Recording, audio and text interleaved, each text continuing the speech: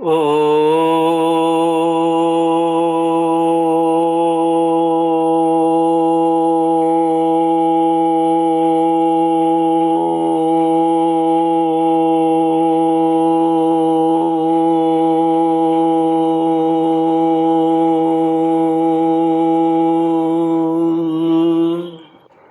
श्री गुरुचरण कमलेभ्यो नमः। श्री गणेशाय नमः। श्री सरस्वत्यै नमः। श्री विष्णवे नमः। श्री कृष्ण गोविंद हरे मुरारी, हे नाथ नारायण वासुदेव। श्री कृष्ण गोविंद हरे मुरारे, हे नाथ नारायण वासुदेव। हे नाथ नारायण वासुदेव। हे नाथ नारायण वासुदेव। श्री कृष्ण गोविंद हरे मुरारे, हे नाथ नारायण वासुदेव। ओम नमो भगवते वासुदेवाय। ओम नमो भगवते वासुदेवाय। ओम नमो भगवते वासुदेवाय। ओम नमो भगवते वासुदेवाय। ओम नमो भगवते वासुदेवाय।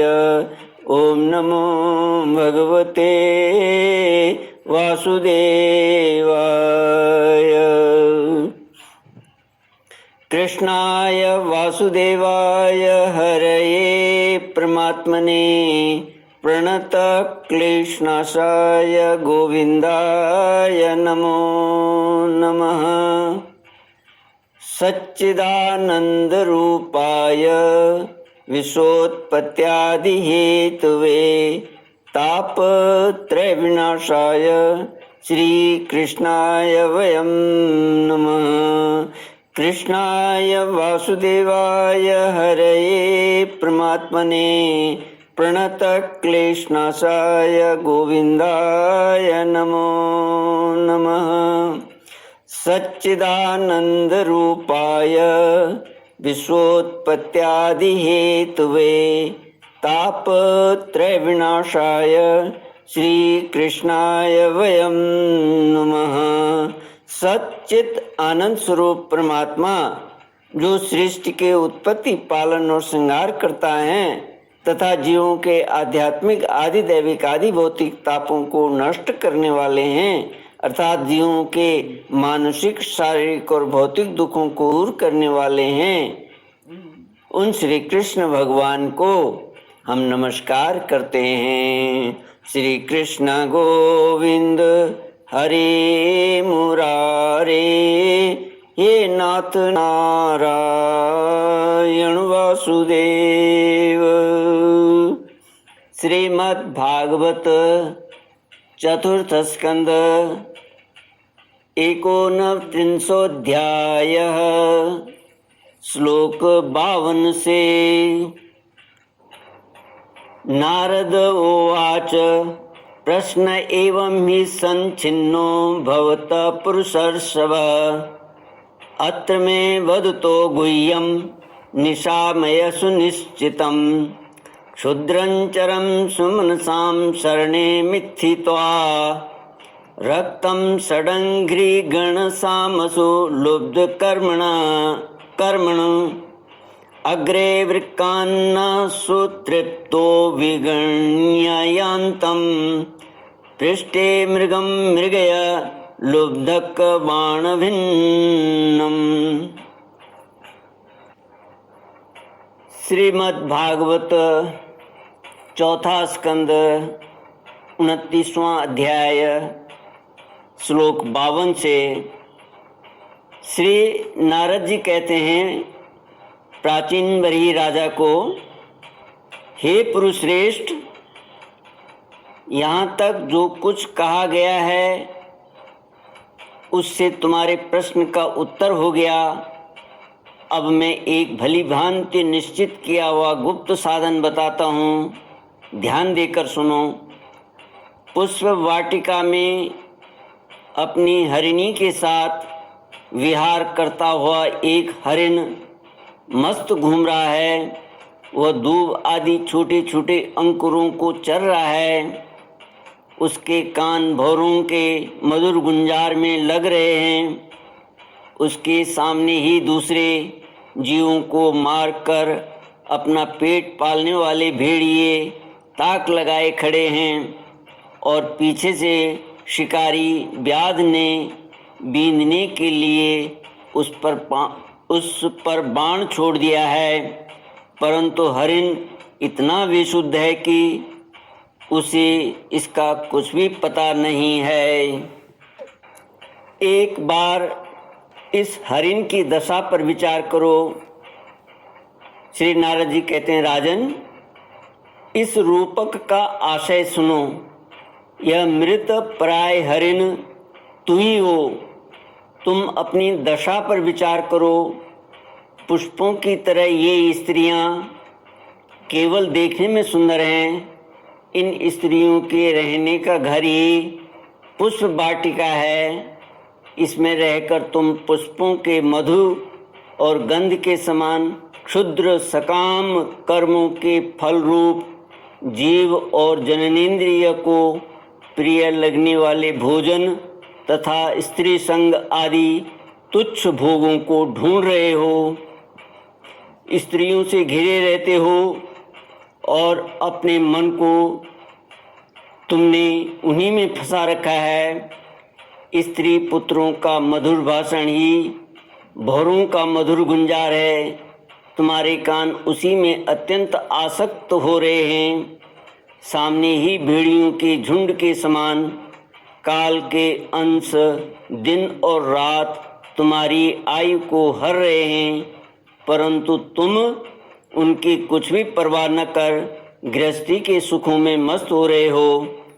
तुम्हारे पीछे गुप चुप लगा हुआ शिकारी काल अपनी छिपी हुई बाण से तुम्हारे हृदय को दूर से ही बींध डालना चाहता है।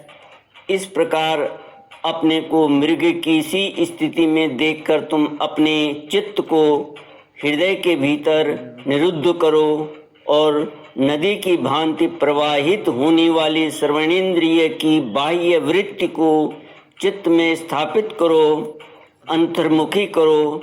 जहाँ कामी पुरुषों की चर्चा होती रहती है, उस गृहस्थाश्रम को छोड़कर परमहंसों के आश्रय श्री हरि को प्रसन्न करो और कर्म से सभी विषयों से विरत हो जाओ। श्री कृष्ण गोविंद हरे मुरारे, हे नाथ नारायण वासुदेव। राजा प्राचीन बरही ने कहा भगवान नारद जी को, भगवान, आपने कृपा करके मुझे जो उपदेश दिया उसे मैंने सुना और उस पर विशेष रूप से विचार भी किया। मुझे कर्म का उपदेश देने वाले इन आचार्यों को निश्चय ही इसका ज्ञान नहीं है। यदि ये इस विषय को जानते तो मुझे इसका उपदेश क्यों न करते। विप्रवर, मेरे उपाध्यायों ने आत्म तत्व के विषय में मेरे हृदय में जो महान संशय खड़ा कर दिया था उसे आपने पूरी तरह से काट दिया। इस विषय में इंद्रियों की गति न होने के कारण मंत्र दृष्टा ऋषियों को भी मोह हो जाता है। वेदवादियों का कथन जगह जगह सुना जाता है कि पुरुष इस लोक में जिसके द्वारा कर्म करता है उस स्थूल शरीर को यहीं छोड़कर परलोक में कर्मों से ही बने हुए दूसरी देह से उनका फल भोगता है। परंतु यह बात कैसे हो सकती है, क्योंकि उन कर्मों का कर्ता स्थूल शरीर तो यहीं नष्ट हो जाता है। इसके सिवा जो जो कर्म यहाँ किए जाते हैं वे तो दूसरे ही क्षण में अदृश्य हो जाते हैं। वे परलोक में फल देने के लिए किस प्रकार पुनः प्रकट हो सकते हैं। श्री नारद जी ने कहा, राजन, स्थूल शरीर तो लिंग शरीर के अधीन है, अतः कर्मों का उत्तरदायित्व उसी लिंग शरीर पर है। जिस मन प्रधान लिंग शरीर की सहायता से मनुष्य कर्म करता है वह तो मरने के बाद भी उसके साथ रहता है, अतः वह परलोक में अपरोक्ष रूप से स्वयं उसी के द्वारा उनका फल भोगता है। स्वप्नावस्था में मनुष्य इस जीवित शरीर का अभिमान तो छोड़ देता है, किंतु इसी के समान अथवा इससे भिन्न प्रकार के पशु पक्षी आदि शरीर से उस मन में संस्कार रूप से स्थित कर्मों का फल भोगता रहता है।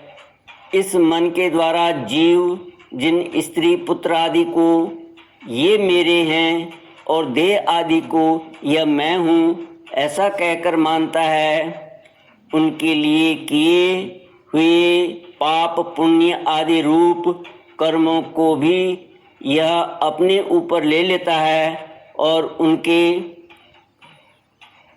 कारण इसे व्यर्थ ही फिर जन्म लेना पड़ता है।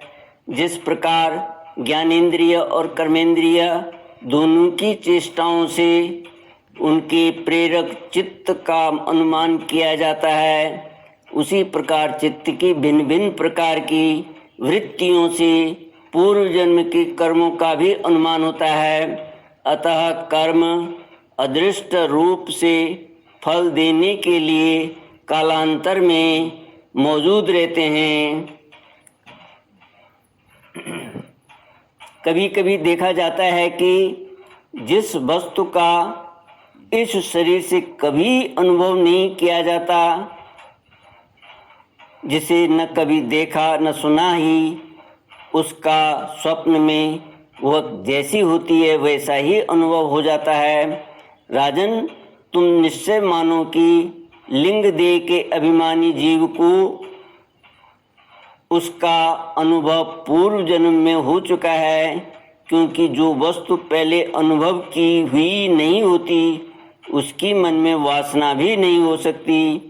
राजन, नारद जी कहते हैं, राजन, तुम्हारा कल्याण हो।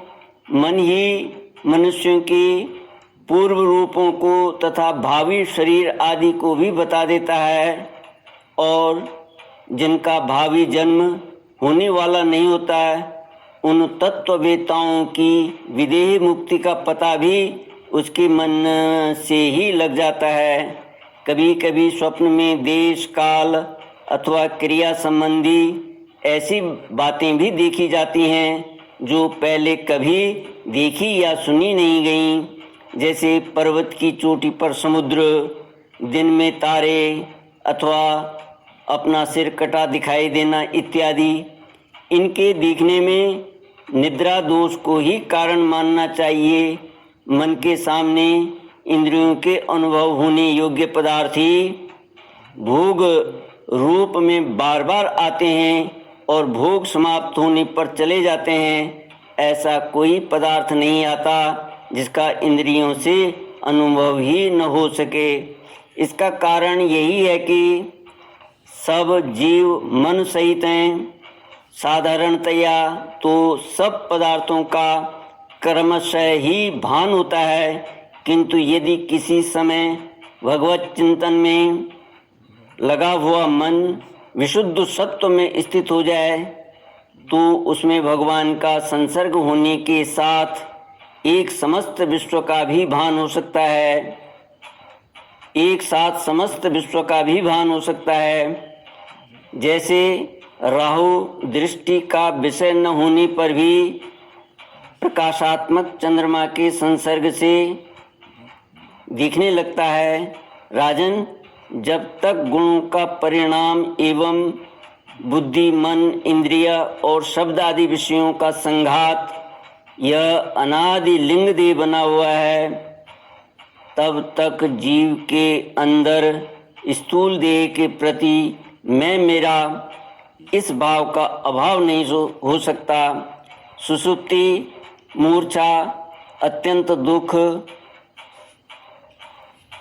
तथा मृत्यु और तीव्र ज्वरादि के समय भी इंद्रियों की व्याकुलता के कारण मैं और मेरेपन की स्पष्ट प्रतीति नहीं होती, किंतु उस समय भी उनका भान तो बना ही रहता है।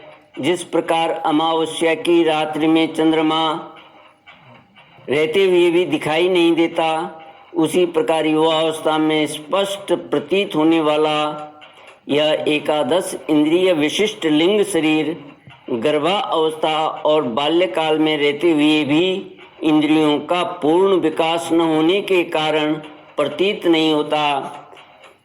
जिस प्रकार स्वप्न में किसी वस्तु का अस्तित्व न होने पर भी जागे बिना स्वप्न प्रजनित अनर्थ की निवृत्ति नहीं होती, उसी प्रकार सांसारिक वस्तुएं यद्यपि असत हैं तो भी अविद्यावश जीव उनका चिंतन करता रहता है, इसलिए उसका जन्म मरण रूप संसार से छुटकारा नहीं हो पाता।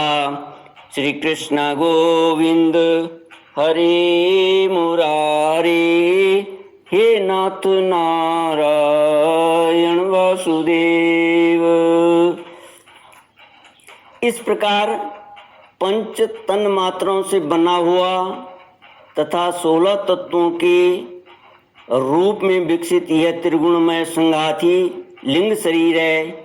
यही चेतना शक्ति से युक्त होकर जीव कहा जाता है।